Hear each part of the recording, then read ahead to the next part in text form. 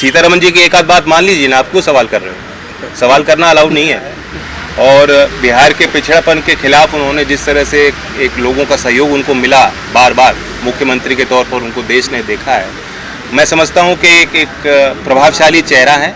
आम आदमी देश का हिंसा नहीं चाहता, वो हिंसक प्रवृत्ति का नहीं है, वो देश के संविधान को समझता है। 22 प्रतिज्ञाएं अगर वो पढ़ रहे हैं तो इसमें कोई बुराई नहीं है। अगर उनकी पार्टी उनको सहयोग नहीं कर रही है राजेंद्र पाल गौतम को, तो आप उनको कहो कि हमारा भरपूर सहयोग राजेंद्र पाल गौतम के साथ है।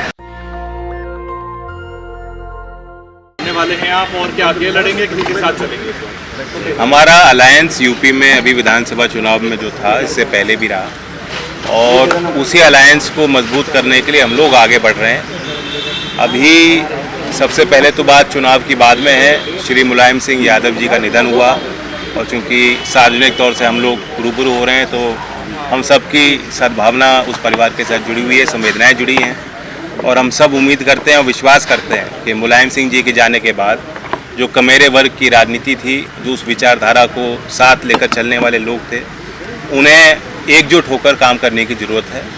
अखिलेश जी के परिवार के साथ हमारी संवेदनाएं हैं, और हम लोग वहाँ सफाई भी गए, और आने वाले समय में हमें उम्मीद है कि जो वैक्यूम आज फील हो रहा है मुलायम सिंह जी के निधन के बाद, उसको भरने का काम हम लोग सामूहिक तौर से करें। चुनाव को लड़ा जा रहा है। नगर के चुनाव की तैयारियां अभी चल रही हैं उत्तर प्रदेश में, क्योंकि एक प्रशासन की भी व्यवस्था अभी चल रही है। आरक्षण क्या होगा विभिन्न जनपदों में, अपने नगर निकायों में, अभी ये तय नहीं है। तो जब तक वो तय होगा उसके बाद ही प्रत्याशी का चयन संभव है। हमने एक समिति बनाई है, उस समिति ने उत्तर प्रदेश के विभिन्न जनपदों में दौरा किया है।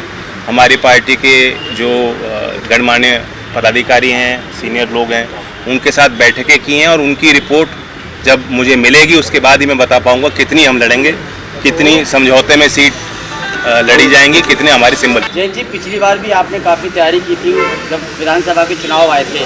हाँ जी। उस समय भी आप लोगों की बड़ी तैयारी थी, आप लोगों ने कार्यक्रम किया था। इस बार किस तरीके की तैयारी है, क्योंकि गुजरात भी और हिमाचल प्रदेश भी, तमाम राज्यों में भी चुनाव हैं और उपचुनाव भी चल रहे हैं, तो किस तरीके से आज केपी चौधरी को राष्ट्रीय लेवल का पद दिया गया है, किस तरीके की तैयारी है? देखिए, हमारे नाम में राष्ट्रीय है, और पार्टी का भले ही आज हमारा स्वरूप अलग दिखता हो, लेकिन विचारधारा विराट है और एक इतिहास है। जिन प्रदेशों के आप जिक्र कर रहे हो, बल्कि पूरे उत्तर भारत में लोग हमारे दल को जानते हैं, पहचानते हैं। हमें अपनी विचारधारा समझाने की ज़रूरत नहीं, अपने काम बताने की ज़रूरत नहीं है। और उसी दिशा में जब केपी चौधरी जी, क्योंकि अपने आप में एक राष्ट्रीय संगठन से जुड़े हुए हैं, इनका करियर पूरा उन्होंने दिया है समाज को संगठित करने में। हमारे अध्यक्ष जी यहाँ आए हैं परिसंघ की तरफ से, तो इनका भी अपना एक दायित्व रहेगा कि पार्टी का विस्तार, संगठन का विस्तार आज उन प्रदेशों में दोबारा वही स्वरूप हमारा बने, और संगठन में जिम्मेदार लोग जो अच्छा काम कर सकते हैं, ज़मीन पर रहते हैं, उन लोगों को जोड़ा जाए। तो साहब, लगातार बहुजनों की आवाज़ कई दशक से आप उठा रहे हैं, और वर्तमान में जो ज्वलंत मुद्दा है 22 प्रतिज्ञाओं को लेकर, उसको आप जारी रखेंगे? देखिए, इसमें जैसा मैंने अभी थोड़ी देर पहले कहा कि हमारे जो राष्ट्रीय अध्यक्ष हैं, उनका जो विज़न है वो पूरा समाजवाद को उनका वो अवतरित करते हैं व्यवहारिकता में। जब हमारी समाज की बेटी हाथरस के अंदर उसके साथ रेप करके उसकी हत्या हुई, तो हमारे राष्ट्रीय अध्यक्ष को पूरे देश के लोगों ने पुलिस की लाठी खाते हुए देखा। पहले व्यक्ति हैं, पहले राजनेता हैं जिनको लाठी खाते हुए पूरे देश ने देखा। उसके बाद अभी जब राजेंद्र पाल गौतम का इशू आया, तो राष्ट्रीय अध्यक्ष का टेलीफोन मेरे पास आया कि हर आदमी को 22 प्रतिज्ञाएं, उसका धर्म, एक हमारा देश जो धर्मनिरपेक्ष राष्ट्र है, हर आदमी को अपने धर्म के हिसाब से आचरण करने का अधिकार है। 22 प्रतिज्ञाएं अगर वो पढ़ रहे हैं तो इसमें कोई बुराई नहीं है। अगर उनकी पार्टी उनको सहयोग नहीं कर रही है राजेंद्र पाल गौतम को, तो आप उनको कहो कि हमारा भरपूर सहयोग राजेंद्र पाल गौतम के साथ है। और राष्ट्रीय सचिव होने के नाते, तब मैं राष्ट्रीय सचिव था, आज मैं राष्ट्रीय महासचिव बना हूं, तो राष्ट्रीय सचिव के रूप में आपने देखा कि मैं राजेंद्र पाल गौतम के उस समय आंसू पूछ रहा था जब वो अपने घर पर बात करते करते भावुक हो गए थे, तो मैंने उनको ढाढ़स बजाया, और पूरे एनडीटीवी ने, इंडिया टीवी ने, सारे नेटवर्क ने उसको दर्शाया।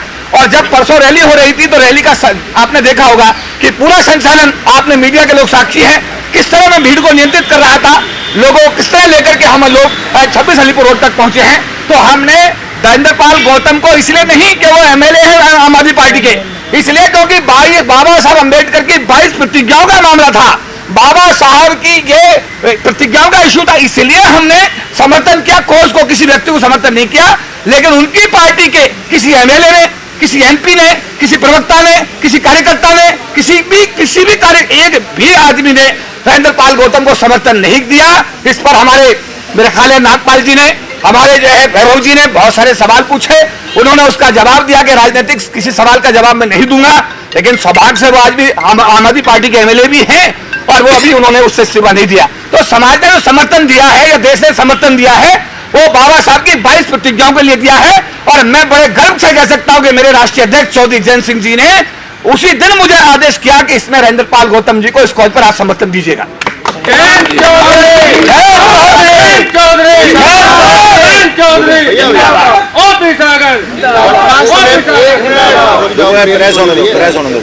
वर्तमान समय में जो देश में हिंदुत्व की राजनीति हो रही है, आपको लगता है कि आप इस प्रकार से जो भाईचारे की बात कर रहे हो, आप दलितों को, मुसलमानों को, जो कमेरा वर्ग का जिक्र आपने किया, जिसका जिक्र रामस्वरूप वर्मा करते थे और तमाम बहुजन नेता करते थे, ऐसे समय पर आप एक हिंदुत्व की राजनीति में उन सारे महापुरुषों का सपना साकार कर पाओगे या उस आंधी के सामने कहीं ठहर पाओगे? देखिए, ये विश्लेषण के हिंदुत्व के नाम पे ही बीजेपी को वोट मिल रही है, ये भी अपने आप में सही नहीं है। एक दौर चल रहा है, इसमें कोई इनकार नहीं कर सकता। बीजेपी की बहुमत की सरकारें बन रही हैं और बहुत ताकत जनता ने दी, लेकिन जनता ने उनको ताकत इस विश्वास में दी कि जो आर्थिक मसले हैं उनमें समाधान होगा। एक तंगी 2012-13 से जो देश में आई थी, अर्थव्यवस्था बिगड़ी थी, उसके बाद एक बड़ा मैंडेट जनता ने बीजेपी को दिया और उसमें जो बड़ी नाकामी है, आप देख रहे हैं अभी दृश्य उत्तर प्रदेश में भर्ती के लाखों अभ्यर्थी किस तरह से उनको जाना पड़ा, उनके लिए कोई तैयारी जमीन पे दिखाई नहीं दी। ट्रेन से लिपट कर, बसों पे चढ़कर, पैदल चलकर हमारे अभ्यर्थी, जो राष्ट्र को गर्व होना चाहिए कि इतने लोग आज काबिल हैं और अपने आप को राष्ट्र की सेवा में समर्पित करना चाहते हैं, हम उनकी सेवा नहीं कर पा रहे, उनका सम्मान नहीं कर पा रही सरकार। तो इस मसले पर चुनाव होता है, इसलिए जो आप कह रहे हो कि मूल स्वरूप देश का सेक्युलर है, आम आदमी देश का हिंसा नहीं चाहता, वो हिंसक प्रवृत्ति का नहीं है, वो देश के संविधान को समझता है, वह अपने मौलिक अधिकारों का संरक्षण चाहता है, वो बचाव चाहता है। ऐसी सरकार को चुनेगा जो मौलिक अधिकार उसको दिलाएगी। भूख, देश की जो बदनामी इस पे हुई है हंगर इंडेक्स पे, ये देश की सच्चाई भी है।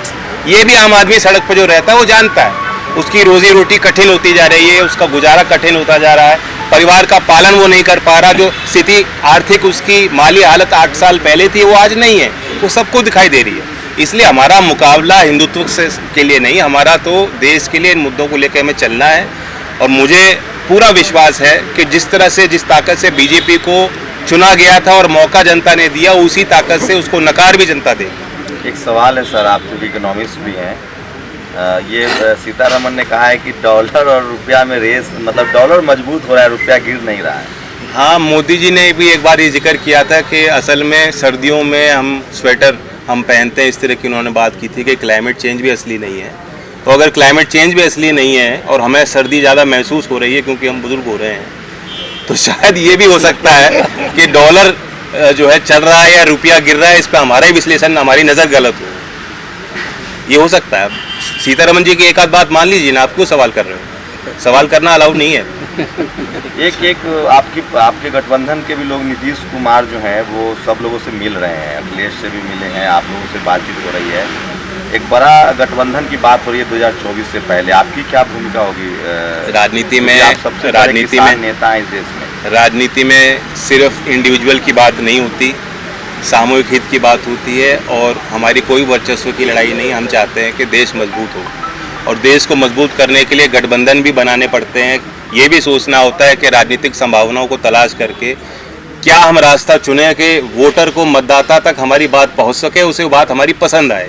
नीतीश जी की उसमें बड़ी भूमिका रहेगी क्योंकि एक मैच्योर परिपक्व लीडर हैं, उनका अपना एक ट्रैक रिकॉर्ड है, बिहार में उन्होंने करके दिखाया है और बिहार के पिछड़ापन के खिलाफ उन्होंने जिस तरह से एक लोगों का सहयोग उनको मिला, बार बार मुख्यमंत्री के तौर पर उनको देश ने देखा है। मैं समझता हूं कि एक प्रभावशाली चेहरा है और उनको साथ जोड़ करके हमें मजबूती मिलेगी गठबंधन के चेहरे के तौर पर। मैं समझता हूं कि देश में जो अगला चुनाव होगा उसमें ये भी एक नाम है जिस पे देश को सोचना चाहिए। नेशनल दस्तक की आपसे गुजारिश है कि अगर इसको बचाना चाहते हैं तो नेशनल दस्तक को सब्सक्राइब करने के लिए रेड कलर के सब्सक्राइब बटन को दबाएं, फिर बेल आइकन की घंटी दबाएं। नेशनल दस्तक को बचाने के लिए बहुत ज़रूरी है कि हर खबर को शेयर करें, लाइक करें, कमेंट जरूर करें।